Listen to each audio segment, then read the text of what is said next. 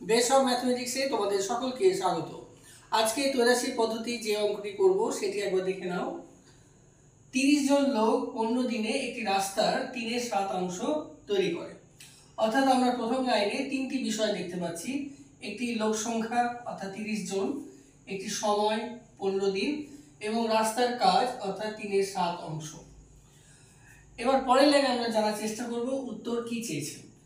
দেখো পরের লাইনে বলেছে যদি আরো 10 জন লোক কাজটি করতে আসেন তাহলে রাস্তাটির বাকি অংশ করতে কত দিন, এই যে কত দিয়ে প্রশ্ন করেছে দিন, তাহলে বোঝা যাচ্ছে দিন চেয়েছে।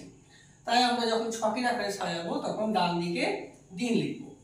তাই এবার ছকের আকারে সাজিয়ে নাও। তাই প্রথমে লিখতে হবে লোক সংখ্যা, লোক সংখ্যার একক হচ্ছে জন, তাই লোক সংখ্যার ব্র্যাকেটে লিখবো আমরা জন।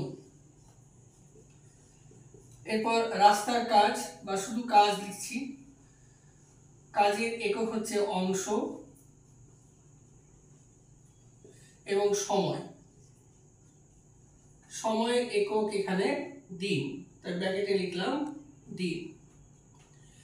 এবার আমরা সংখ্যাগুলো বসাবো। তো সংখ্যা আছে 30 জন, তাই লোক সংখ্যার ঘরে 30, তারপরে কাজ হচ্ছে 3/7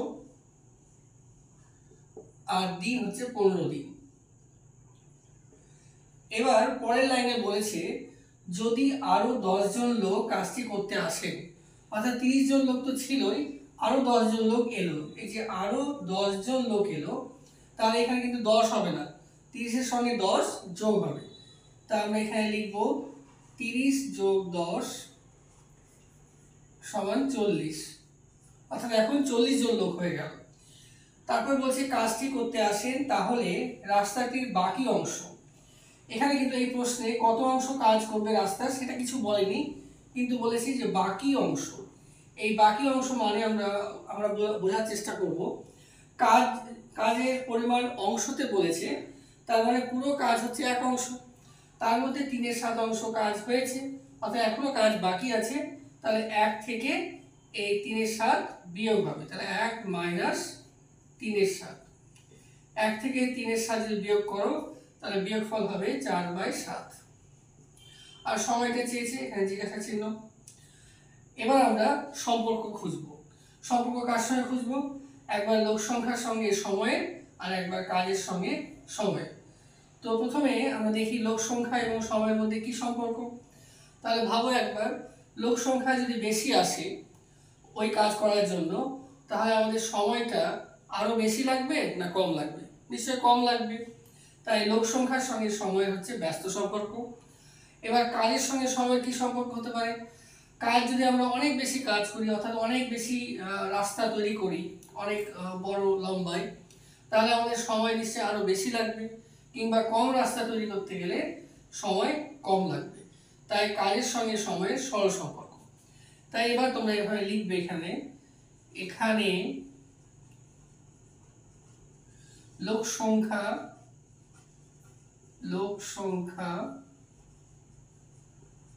ও সময়ের মধ্যে ব্যস্ত সম্পর্ক।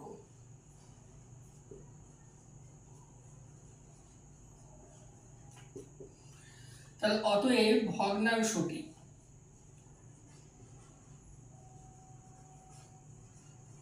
সমান, এখানে লোক সংখ্যার সঙ্গে সময়ের ব্যস্ত সম্পর্ক হয়েছে। আগের পর্বে বলেছি যে ব্যস্ত সম্পর্ক হলে এই যে 30 আর 40 নিয়ে যে ভগ্নাংশটা হবে সেই ভগ্নাংশটা একই রকম থাকবে, অর্থাৎ 30 উপরে হবে এবং 40 নিচে হবে। এবার পরেরটা চলে আসো, কাজ ও সময়ের মধ্যে সরল সম্পর্ক।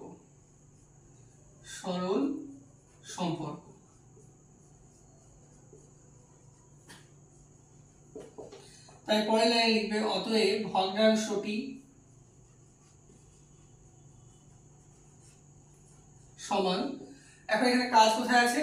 3/7 আর 4/7 সরল সম্পর্ক হয়েছে, তাই আমরা জানি ভগ্নাংশ উল্টে যাবে, অর্থাৎ নিচের সংখ্যা উপরে হবে উপরের সংখ্যা নিচে হবে।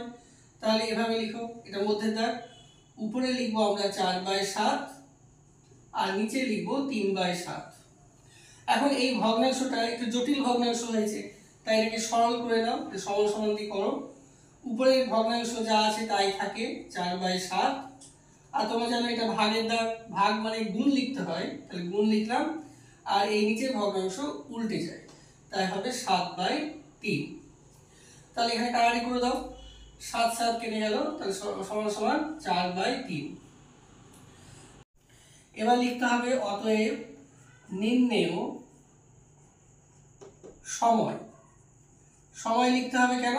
তার কারণ সময় উত্তর চেয়েছে, তাই নির্ণয় সময় লিখবো, যে সমান দিব। এবার সময় ঘরে আছে 15, তাই আমরা 15 লিখবো, তারপর গুণ চিহ্ন দিব, তারপর এই যে ভগ্নাংশগুলো হয়েছে এই ভগ্নাংশগুলো লিখে দেব। তাই 30/40 আর গুণ 4/3।